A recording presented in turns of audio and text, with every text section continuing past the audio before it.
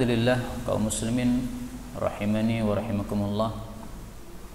Hari ini tanggal 9 Jumadal Ula 1442. Kita lanjutkan pengajian malam Kamis. Dan kitab Bulughul Maram sudah selesai alhamdulillah. Maka sekarang kita berpindah kepada kajian baru, yaitu kajian tafsir Al-Qur'an. Kajian tafsir Al-Qur'an sudah banyak di mana-mana, tetapi saya ingin menyampaikan di sini dengan metode yang mungkin ada berbeda, yaitu sebisa mungkin apabila Al-Qur'an ditafsirkan dengan Al-Qur'an, karena ini adalah derajat yang paling tinggi dari metode tafsir. Misalnya pada surat Al-Fatihah, Shiratal ladzina an'amta 'alaihim, siapakah mereka?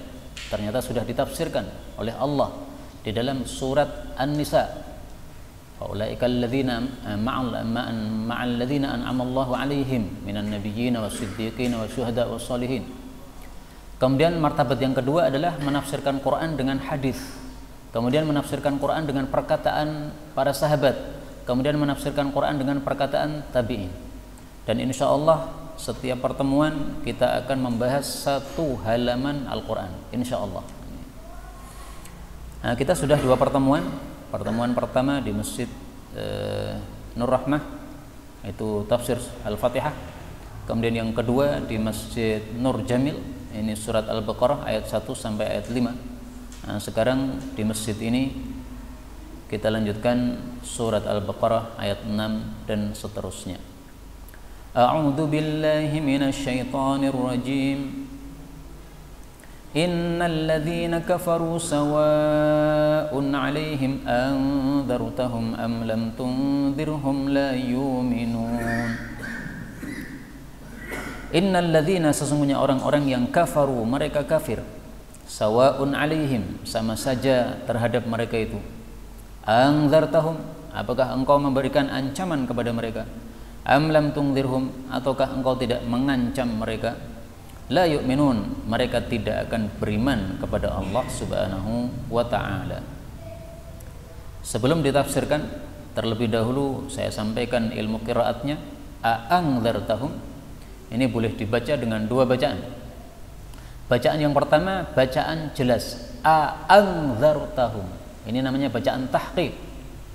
Bacaan yang kedua bacaan yang kurang jelas, yaitu a'angzartahum, ini bacaan tashil namanya. Kalau panjenengan sudah pernah khatam Al-Quran 30 juz, panjenengan sudah pernah membaca bacaan tashil, yaitu a'jamiyun wa arabi, pada surat Fussilat ayat 44. Laqalu laula fussilat ayatuh a'jamiyyun wa arabi. Nah itu namanya tashil. Nah tashil ini bisa juga diterapkan di sini. Anzartahum, meskipun ini bukan qiraah riwayat Hafs yang tersebar di Indonesia. Apa maksud dari ayat 6 ini? Orang-orang kafir sama saja dikasih peringatan atau tidak bakal beriman. Padahal buktinya banyak orang-orang kafir yang kemudian masuk Islam. Sayyidina Umar dulunya kafir, akhirnya masuk Islam karena mendengarkan ancaman dari Al-Quran, mendengarkan bacaan Al-Quran oleh Nabi SAW. Maka jawabnya adalah yang dimaksud alladzina kafaru, orang-orang kafir di sini orang-orang yang sudah dicetak oleh Allah jadi orang kafir. Karena setiap kita manusia ini ketika masih dalam janin, dalam perut ibu sebagai janin, sudah dicatat oleh malaikat. Ini nanti kafir, ini nanti muslim, ini nanti bahagia, ini nanti celaka. Sudah ada catatannya. Ini nanti masuk surga, ini nanti masuk neraka. Ada catatannya. Nah, maka yang dimaksud alladzina kafaru, orang-orang yang sudah dicap kafir oleh Allah, sama saja mereka dikasih ancaman atau tidak bakal beriman. Maka maksud dari ayat ini, maksudnya adalah menghibur Nabi Muhammad SAW. Engkau tidak usah susah. Kalau ada orang-orang kafir, mereka itu diberi ancaman Quran, mereka malah tidak mau mendengarkan, malah mengejek Quran, malah tambah parah kafirnya. Enggak usah dipedulikan seperti itu. Kenapa? Karena kewajiban Nabi itu hanya menyampaikan. Mereka terima atau tidak terima bukan urusan Nabi Muhammad SAW. Karena itu demikian juga kita kaum muslimin, kalau menyampaikan suatu kebenaran, diterima atau ditolak bukan urusan kita. Yang penting kita sampaikan. Kita sampaikan kepada pemerintah, wahai pemerintah Indonesia, kalau pengen Indonesia barokah, tegakkan hukum Islam. Mereka dengar atau tidak dengar bukan urusan kita. Yang penting sudah kita sampaikan. Kewajiban kita hanyalah menyampaikan saja. Maka ayat ini sebagaimana kalau dalam hadis Nabi SAW disebutkan, ada orang-orang yang sudah dicetak oleh Allah sejak di perut ibunya sebagai orang kafir. Rasul SAW bersabda, khalaqallahu Yahya bin Zakaria, Allah telah menciptakan Nabi Yahya bin Zakaria fi batni ummihi, dalam perut ibunya, mu'minan, sebagai orang beriman. Wa khalaqa fir'auna, dan Allah sudah menciptakan Fir'aun fi batni ummihi, dalam perut ibunya, kafiron, sebagai kafir. Hadis riwayat Tabarani, derajatnya hasan. Nah, kita semua tidak tahu. Kita dulu waktu di perut ibu kita dicatat kafir atau muslim, kita nggak tahu. Karena itu marilah, karena kita sudah muslim, Islamnya diperbagus. Karena insya Allah kalau Islam kita bagus, sampai mati juga bagus. Insya Allah semuanya husnul khatimah. Amin ya rabbal alamin. Kemudian Allah mengatakan, khatamallahu, Allah telah mensegel ala qulubihim, terhadap hati-hati mereka, wa ala sam'ihim, dan juga pendengaran mereka. Tidak hanya hati dan pendengaran, wa ala absarihim ghisyawatun, dan pada mata-mata mereka ada tutup, walahum, dan bagi mereka azabun azimun, siksaan yang besar, yaitu neraka. Allah sudah mensegel hati mereka, maksudnya hati tidak bisa menerima kebenaran. Kalau orang beriman yang hatinya bersih, melihat kebenaran adalah kebenaran, melihat kebatilan adalah kebatilan. Melihat pembunuhan adalah kezaliman, melihat kedustaan adalah kezaliman. Itu hati yang bersih begitu. Tapi kalau orang yang sudah hatinya kotor, tidak bisa melihat yang baik-baik, melihat yang buruk-buruk, nggak bisa membedakan. Demikian juga telinga mereka disegel oleh Allah, maksudnya tidak bisa mendengar kebenaran. Bukan berarti telinganya betul-betul tuli, tidak mendengar apa-apa, enggak. Telinganya mendengar, tetapi tidak bisa menerima kebenaran sebagai kebenaran. Itu orang kafir. Mata mereka juga begitu, ada tutupnya. Bukan berarti buta, nggak bisa melihat. Mungkin mereka lebih tajam matanya daripada kita. Saya ini pakai kacamata ini karena minus, jadi matanya kurang tajam. Nah, mungkin orang kafir lebih tajam matanya, tetapi tidak bisa melihat kebenaran. Itu yang dimaksud. Maka Allah mengancam, walahum adzabun azim. Kaum muslimin rahimani wa rahimakumullah, ayat 6 dan ayat 7 ini bicara tentang orang-orang kafir murni. 4 ayat sebelumnya Allah bicara tentang orang-orang beriman murni. Manusia ada 3 macam. Ada muslim murni, ada kafir murni, ada yang tengah-tengah. Disebut muslim juga tidak, disebut kafir juga tidak. Mereka adalah orang-orang munafik. Untuk orang-orang mukmin yang murni, Allah bicara 4 ayat saja, cukup. Untuk orang-orang kafir murni, Allah bicara 2 ayat saja, cukup. Untuk orang-orang munafik, Allah akan bicara sampai 13 ayat. Kenapa orang munafik sampai 13 ayat? Ada 2 jawabannya. Pertama, karena munafik itu tidak tampak. Mereka menampakkan diri sebagai muslim, tapi sebenarnya dalam hatinya kafir mereka. Nah, sehingga tidak jelas mereka ini, abu-abu. Sebagaimana disebutkan oleh Allah dalam Al-Quran, mudzabdzabina baina dzalika la ilaha ula wa la ilaha ula. Surat An-Nisa ayat 143. Mereka itu mudzabdzabina baina dzalik. Ya, maksudnya bagaimana? La ilaha ula, tidak kepada mereka orang-orang muslim, wa la ilaha ula, tidak pula kepada mereka orang-orang kafir. Jadi kalau ditanya apa? Islam. KTP-nya Islam. Salat juga ikut salat.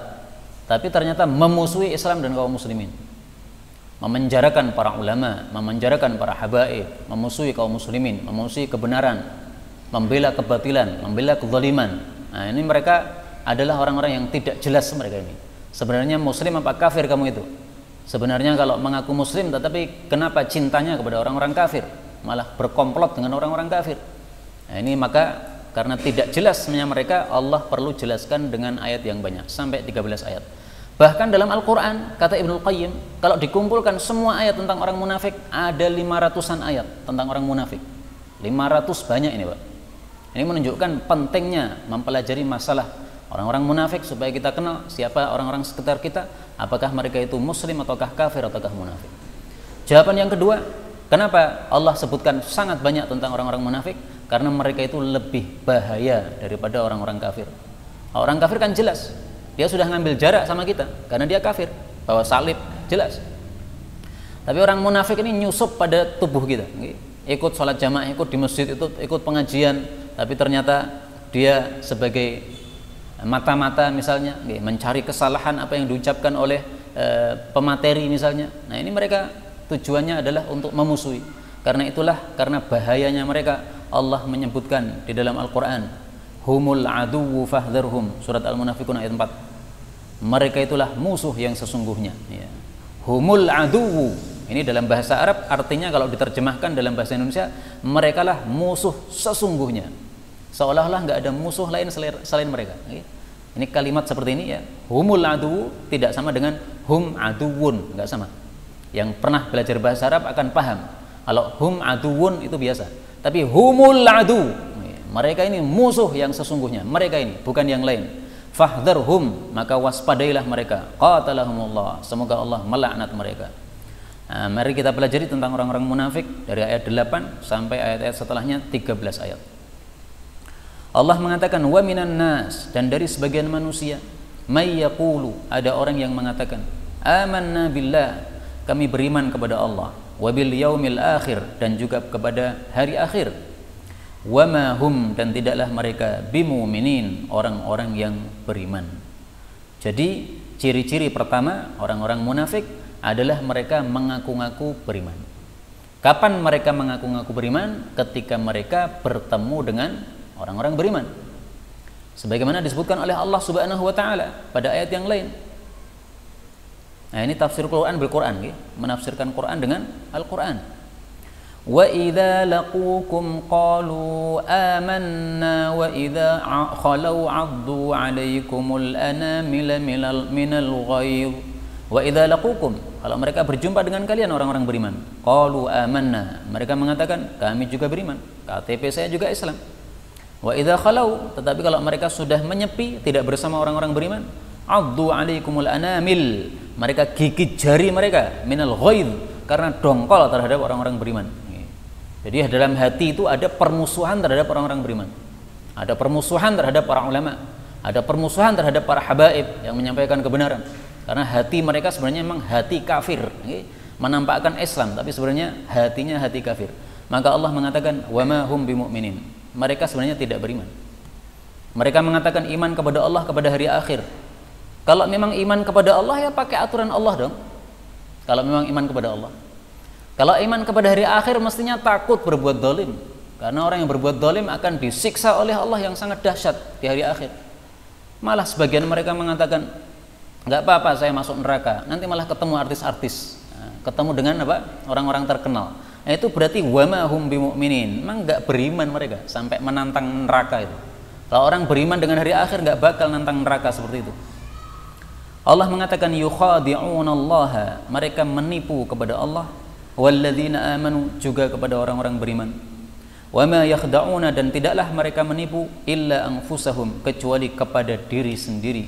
Wa ma yash'urun, tetapi mereka tidak mengetahui. Apa yang dimaksud mereka menipu Allah dan orang-orang beriman? Allah kan tidak mungkin ditipu, Allah itu maha segala-galanya. Yang dimaksud mereka menipu Allah adalah mereka merasa menipu Allah. Jadi dalam persangkaan mereka, mereka bisa nipu Allah. Nipunya gimana? Menampakkan iman tadi, ikut sholat, KTP-nya tulisannya Islam, istrinya juga pakai jilbab, meskipun jilbabnya orang genah ming di sampir ketok, tapi intinya menunjukkan Islamnya. Nah, sehingga dia mengatakan bahwasanya kami juga Muslim. Nah, dengan sebab itu akhirnya umat Islam masih menganggapnya Islam. Nah, ini namanya menipu. Dalam hatinya sebenarnya apa? Kafir. Maka Allah jawab, wa ma yakhda'una illa anfusahum. Maksudnya tingkah mereka itu kembalinya akibatnya pada mereka sendiri. Jadi perbuatan mereka menipu itu nanti akan berakibat buruk untuk mereka sendiri. Yang namanya menipu itu tidak akan berhasil kecuali kalau yang ditipu itu nggak tahu, Pak. Saya pernah ketemu orang, ya, dia bawa jam tangan, dia bilang ini ada promo, ini jamnya semestinya 60.000, tapi karena ini promo 20.000 saja. Ini bulan Ramadan saya tidak mungkin dusta, Pak. Nah, sambil senyum gitu. Nah, saya karena pas nggak punya jam tangan, saya beli. Tapi ketika saya pulang, saya teringat saya punya kenalan dia jual jam tangan. Dia punya toko jam tangan. Saya mampir, saya tanya, "Berapa harganya, Pak?" "Oh, ini 20.000, ini kelarangan ini. Ini mestinya 10.000 katanya." Ya. Nah, dia ngomongnya 60.000, gitu. Karena di toko dia ternyata ada jam kayak gitu persis. Nah, maka karena saya tidak tahu bahwasanya saya ditipu, ini berhasil menipu. Lah sekarang Allah ditipu, ya nggak mungkin berhasil. Allah kan mengetahui siapa mereka. Isi hati manusia itu kan Allah tahu. Okay? Isi hatimu itu benar atau tidak benar, apakah jujur ataukah bohong, Allah paham. Nah, Allah ditipu nggak mungkin. Nah, maka Allah mengatakan tipuan mereka hanya akan kembali akibatnya kepada mereka sendiri, tapi mereka tidak tahu. Okay? Allah mengatakan fi qulubihim, dalam hati mereka maradun, ada penyakit. Fazadahumullahu, maka Allah pun menambah kepada mereka maradha, penyakit yang lain, ya maksudnya tambah sakit. Walahum, dan bagi mereka azabun, siksaan alimun, yang menyakitkan, yang membikin sakit, maksudnya adalah api neraka. Dalam hati mereka ada penyakit. Penyakit apa ini, Pak? Apakah COVID ataukah apa ini? Yang dimaksud penyakit di sini adalah penyakit kemunafikan, yaitu ragu-ragu terhadap Islam, tidak yakin benarkah Muhammad itu nabi, benarkah Quran ini dari Allah, benarkah nanti setelah kita mati nanti akan dibangkitkan lagi, benarkah ada jannah, ada neraka. Ya mereka mendengar aja tetapi tidak yakin. Nah, itulah yang dimaksud marad di sini. Penyakitnya penyakit keraguan-raguan atau kemunafikan. Dalam Al-Quran Allah sebutkan penyakit hati itu ada dua macam. Para ulama mengatakan yang pertama disebut penyakit syubhat, yaitu munafik, ragu-ragu tadi. Yang kedua adalah penyakit syahwat. Nah, kalau penyakit syubhat ini untuk orang-orang munafik. Kalau penyakit syahwat ini bisa untuk orang-orang muslim seperti kita. Sudah yakin ada jannah neraka, yakin, tapi masih mau riba. Kenapa? Syahwat terhadap uangnya besar, akhirnya mau riba. Nah, itu syahwat terhadap uang. Ada yang syahwat terhadap wanita, ada yang syahwat terhadap jabatan dan sebagainya. Akhirnya meskipun dia paham itu haram tapi tetap dilakukan. Kenapa? Karena adanya syahwat. Nah, itu orang-orang beriman bisa. Okay? Tapi kalau ini, penyakit ini adalah penyakit hati orang-orang munafik, yaitu mereka ragu-ragu, tidak percaya terhadap kebenaran yang disampaikan oleh Islam. Contoh dalam Al-Quran yang menyebutkan bahwasanya ada penyakit syahwat bisa dilihat pada surat Al-Ahzab ayat 32. Allah mengatakan, ya nisa'an nabi, wahai istri-istri nabi, kalian itu tidak seperti wanita lain kalau kalian bertakwa. Karena itu janganlah melembut-lembutkan perkataan kalau bicara dengan laki-laki. Fayatma'alladzi fi qalbihi marad, maka orang yang dalam hatinya ada penyakit akan ingin untuk akan ingin untuk berbuat syahwat kepada kalian. Nah, yang dimaksud marad di sini adalah penyakit syahwat. Kemudian Allah Subhanahu wa taala mengatakan, walahum adzabun alimun, dan bagi mereka itu ada siksaan yang menyakitkan, bima kanu yakdzibun, dengan sebab mereka itu dusta. Jadi sebab dusta mereka diancam api neraka. Ini menunjukkan bahwasanya dusta termasuk dosa apa? Besar. Maka Rasulullah SAW pernah bersabda, beliau mengatakan, akbarul kabair, dosa besar paling besar adalah al-isyraku billah, syirik kepada Allah, wa qatlun nafsi, membunuh orang, wa uququl walidain, durhaka kepada orang tua, syahadatu zur, sumpah dusta. Hadis riwayat Bukhari sahih. Nah, bagaimana kalau orang mengumpulkan semua dosa ini, ya tambah paling besar lagi. Udah syirik, bunuh orang lagi, durhaka sama orang tua lagi, bohong lagi, mengumpulkan banyak dosa besar menjadi orang paling besar dosanya. Maka Allah mengatakan walahum adzabun alim. Apa yang dimaksud adzabun alim?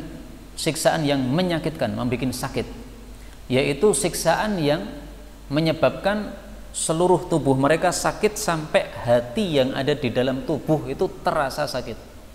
Kalau orang zaman sekarang sakit gigi kan paling sakit di bagian giginya saja, Pak. Sakit pusing ya bagian kepalanya saja. Nah, ini sampai bagian dalam hatinya sakit juga. Sebagaimana Allah Subhanahu wa taala menyebutkan di dalam Al-Qur'an pada surah Al-Humazah ayat 7. Narullahil muqadah, neraka Allah yang dinyalakan, allati tattali'u 'alal afidah, yang api itu sampai menembus pada hati-hati mereka. Jadi terbakar seluruh tubuhnya sampai bagian dalamnya juga, sehingga terasa sakit. Kemudian Allah mengatakan, wa idza qila lahum, dan apabila dikatakan kepada mereka, la tufsidu fil ardi, janganlah berbuat rusak di bumi. Qalu, mereka menjawab, innama, sesungguhnya tiada lain, nahnu, kami ini, muslihun, orang-orang yang memperbaiki. Maksudnya ketika mereka disuruh untuk tidak maksiat, yang dimaksud merusak di bumi ini adalah melakukan maksiat, maka mereka mengatakan kami tidak maksiat. Disuruh menegakkan syariat Islam, tidak pakai undang-undang yang dibuat oleh manusia yang menentang syariat, mengatakan nahnu muslihun, ini tujuan kami baik supaya seluruh manusia ini jadi aman tentram. Bukan aman tentram, gara-gara tidak diterapkan syariat Islam malah terjadi huru-hara seperti sekarang ini. Maka Allah mengatakan, ala, ketahuilah, innahum, sesungguhnya mereka, humul mufsidun, mereka lah orang-orang yang berbuat rusak, walakin, akan tetapi, la yash'urun, mereka tidak mengetahui.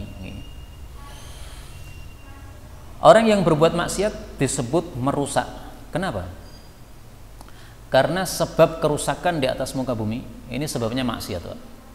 Andaikan tidak ada maksiat di atas muka bumi, bumi ini akan berkah total. Allah Subhanahu wa taala mengatakan pada surat yang lain, "Dhaharal fasadu fil barri wal bahri bima kasabat aydin nas." Surat Ar-Rum ayat 41. Telah muncul kerusakan baik di darat maupun di laut. Kenapa? Bima kasabat aydin nas, dengan sebab tingkahnya para manusia, yaitu maksiat. Nah, karena itu maksiat disebut tufsidu fil ard, berbuat rusak di bumi. Contohnya apa?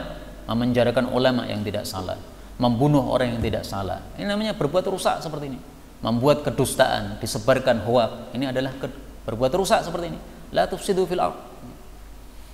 Allah mengatakan, wa idza qila lahum, dan jika dikatakan kepada mereka, aminu, berimanlah kalian, kama amanan nas, sebagaimana berimannya para manusia, maksudnya para sahabat zaman dulu. Qalu, mereka mengatakan, anu'minu, apakah kami akan beriman? Kama amanas sufaha, sebagaimana berimannya orang-orang bodoh itu. Allah menjawab, ala, ketahuilah, innahum humus sufaha, sesungguhnya merekalah orang-orang yang bodoh, walakin la ya'lamun, tetapi mereka tidak mengetahui kalau dirinya bodoh. Jadi ternyata orang-orang munafik itu suka ngasih stempel kepada orang-orang beriman yang baik dengan stempel-stempel buruk seperti ini, as-sufaha. Para sahabat Nabi imannya sudah bagus, benar imannya, dianggap bodoh oleh orang-orang munafik. Zaman sekarang juga begitu. Ulama-ulama yang ngajinya benar, mengajarkan Quran Sunnah, dianggap teroris. Yang jenggotnya panjang, kemudian pakai gamis setengah lutut, dianggap teroris, dianggap ajarannya keras dan sebagainya. Ini semuanya sunnah Nabi SAW, nggak ada salahnya. Nabi memang menyuruh kita jenggotnya dipanjangkan, bukan terorisme jenggot panjang itu, nggak ada kaitannya antara terorisme dengan jenggot sama sekali. Ya, tapi mereka memang menyebut orang-orang yang baik dengan sebutan-sebutan seperti itu.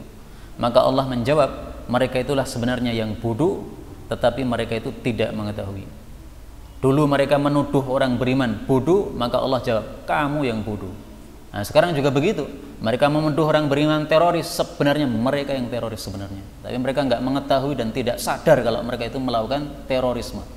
Jadi maling nunjuk maling, Pak. Maling tidak sadar kalau melakukan maling, malah nunjuk orang maling, padahal dia yang ditunjuk bukan maling. Itu sifatnya orang-orang munafik, sejak dulu sampai sekarang tidak berubah, bahkan sampai kiamat nggak akan berubah orang-orang munafik ini. Kata guru kami, Syekh Muhammad Al-Khudairi, bahwasanya grup munafik maujudun fi kulli zaman, itu ada terus dalam setiap masa. Di masa Nabi Muhammad SAW, yang Nabi Muhammad itu orang yang paling baik di atas muka bumi, munafik ada. Lah sekarang di masa kita, di mana Nabi tidak ada lagi, kita orang beriman tetapi imannya tidak setingkat Nabi, munafiknya tambah dahsyat sekarang ini. Jadi munafiknya zaman Nabi saja ada, padahal Nabi sudah menyampaikan kebenaran sejelas-jelasnya, apalagi zaman sekarang. Nah, karena itulah kita harus waspada terhadap orang-orang munafik. Allah mengatakan mereka tidak tahu bahwasanya mereka bodoh. Ini tingkatan bodoh seperti ini, tingkatan bodoh yang paling dahsyat. Kalau para ulama menyebutnya ini, Pak, jahlun murakkab. Bodoh kuadrat.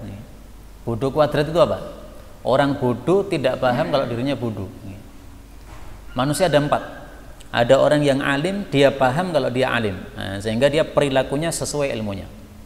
Ada orang alim tapi dia tidak paham kalau dia alim, akhirnya menjilat kepada penguasa dan sebagainya, membantu orang-orang yang zalim. Kalau ada kemungkaran kezaliman diem tok aja, ada kemungkaran malah dia membelanya. Wah, ini alim sing ramudeng kalau dirinya alim.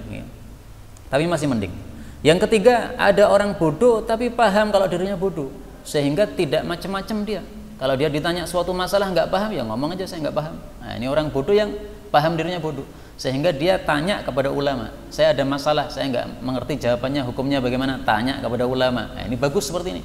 Yang keempat nih paling jelek ini, orang bodoh tidak paham kalau dirinya bodoh, sehingga dia memberikan fatwa, fatwanya sesat tanpa dalil, ngawur.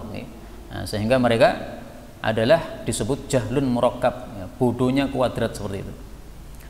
Sifat berikutnya, wa idza laqul ladzina amanu, dan apabila mereka itu bertemu kepada orang-orang beriman, qalu, mereka berkata, amanna, kami beriman. Wa idza khalau, dan apabila mereka itu bersendiri, ila syayatinihim, kepada setan-setan mereka, maksudnya pemimpin-pemimpin mereka, qalu, mereka mengatakan, inna ma'akum, sesungguhnya kami bersama kalian. Innama nahnu, sesungguhnya tiada lain kami ini, mustahzi'un, orang-orang yang memperolok-olok. Jadi orang-orang munafik ini memang mudzabdzabina baina dzalik, tidak jelas. Kadang ikut orang beriman, kadang ikut orang kafir. Zahirnya ikut orang beriman, ikut salat jamaah dan sebagainya. Idul Fitri, Idul Adha juga hadir. Pakai peci juga, pakai jilbab juga. Tetapi hatinya itu bersama orang-orang kafir. Nah, maka muncul kekafirannya kalau mereka sudah gabung sama grup mereka. Wa idza khalau ila syayatinihim. Yang dimaksud setan ini apa ini? Karena kalau yang dimaksud setan adalah setan-setan tuyul, itu kan tidak mungkin gabung sama manusia, setan tidak tampak. Nah, karena itu kita lihat tafsiran para sahabat. Kata Ibnu Mas'ud, yang dimaksud setan di sini adalah ru'usuhum fil kufri, pentolan-pentolan mereka dalam kekafiran, ya, tokoh-tokoh kafir mereka. Jadi ada bawahan, ada atasan. Nah, tokohnya itu setannya. Ibnu Abbas mengatakan al-Yahud, mereka adalah orang-orang Yahudi, alladzina amaruhum bitakdzib, yang telah menyuruh mereka untuk mendustakan apa yang disampaikan oleh Nabi SAW. Nah, kalau zaman sekarang mereka yang disuruh oleh atasan mereka untuk mendustakan apa yang disampaikan oleh para ulama pewaris Nabi SAW. Nah, kalau mereka sudah bertemu dengan kelompok mereka, mereka mengatakan inna ma'akum, kami bersama kalian, inna ma'nahnu mustahzi'un, kami itu cuma memperolok-olok orang beriman, pura-pura bersama mereka, sebenarnya tidak. Nah, karena itu kadang-kadang begitu, Pak. Kam min qaumin hum ma'ana wa laysu ma'ana. Banyak orang yang tubuhnya bersama kita, hadir bersama kita, tapi sebenarnya mereka itu sama sekali tidak bersama kita. Mereka hatinya bersama orang-orang kafir, sehingga mereka kalau bersama kita hanya badannya saja, mencari kesalahan-kesalahan kita. Begitu udah ketemu kesalahannya, nanti kemudian dilaporkan kepada atasan mereka. Allah jawab, Allahu yastahzi'u bihim, Allah akan memperolok-olok mereka, wa yamudduhum, dan akan membiarkan mereka, fi tughyanihim, di dalam melampaui batas mereka, maksudnya di dalam kesesatan mereka, ya'mahun, mereka buta. Allahu yastahzi'u bihim, Allah akan memperolok-olok mereka, maksudnya Allah akan membalas sikap mereka yang memperolok-olok tadi. Bagaimana Allah membalasnya? Disebutkan tafsirnya di dalam ayat yang lain. Allah Subhanahu wa taala mengatakan, nah, ini termasuk menafsirkan Quran dengan Al-Quran. Pada surat Al-Hadid ayat 13, nanti pada hari kiamat orang-orang munafik, laki-laki maupun perempuan, berkata kepada orang-orang beriman, ungduruna naqtabis min nurikum, tunggu kami supaya kami bisa mengambil sinar kalian. Jadi nanti di akhirat itu gelap gulita, Pak. Siapa yang tidak bawa sinar nggak bisa berjalan. Padahal kalau tidak bisa berjalan menuju ke dalam surga, pasti masuk ke dalam neraka. Nah, ini orang-orang beriman bawa sinar mereka. Sinarnya bukan senter, bukan, tapi sinar otomatis karena amal soleh yang dilakukan. Jadi amal soleh kita, sholat, membaca Quran, sedekah, pengajian, ini semuanya nanti akan memunculkan sinar. Mudah-mudahan sinar kita nanti di akhirat besar. Amin ya rabbal alamin. Nah ini orang-orang munafik, mereka nggak punya sinar karena mereka imannya hanya pura-pura saja. Sholatnya hanya pura-pura saja, tidak iman betul kepada Allah Subhanahu wa taala. Nah, maka akhirnya mereka tidak punya sinar. Maka ketika mereka melihat orang-orang beriman punya sinar, mereka mengatakan, tunggu, ya, jangan pergi cepat-cepat, kami ingin pakai sinar kalian. Qila, maka dikatakan kepada mereka, irji'u wara'akum, kembalilah ke belakang, faltamisu nura, lalu carilah sinar.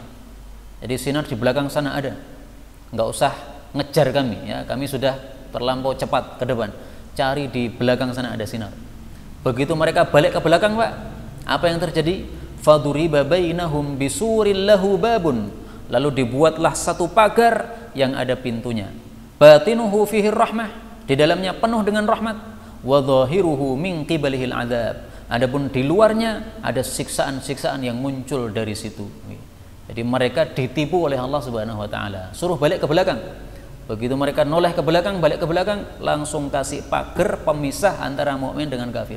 Sebagaimana mereka dulu menipu Allah dan orang-orang beriman di dunia, maka di akhirat mereka dibalas oleh Allah Subhanahu wa taala, ditipu juga. Ini tafsirnya surat Al-Hadid ayat 13. Allahu yastahzi'u bihim wa yamudduhum fi tughyanihim ya'mahun. Allah akan membiarkan mereka dalam kesesatan mereka, dalam keadaan buta atau bingung. Jadi orang-orang kafir, orang-orang munafik itu memang tidak jelas mikirnya. Kalau orang kafir jelas, Pak.